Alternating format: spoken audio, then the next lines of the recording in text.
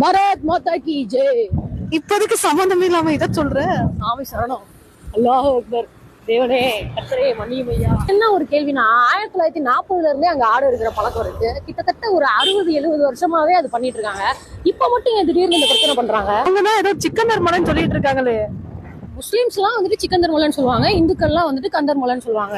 அவங்க சாமி அவங்க கும்பிட்டு போறாங்க, நம்ம சாமியை நம்ம கும்பிட்டு போறோம். கீழே முருகனை பார்த்துட்டு மேல காசி விஸ்வநாதரை பாக்குறதுக்கு மலை ஏறும்போது இடையில தர்காவை பார்க்கும்போது அவ்வளவு பாசிட்டிவா இருக்கும்.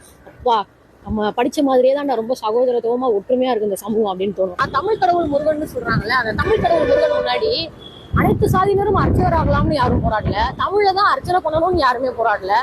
அப்படிப்பட்ட தமிழ் கடவுள் முருகன் முன்னாடி பாரத் மாதா கி ஜெய்ன்னு எல்லாருமே சொல்றாங்களே.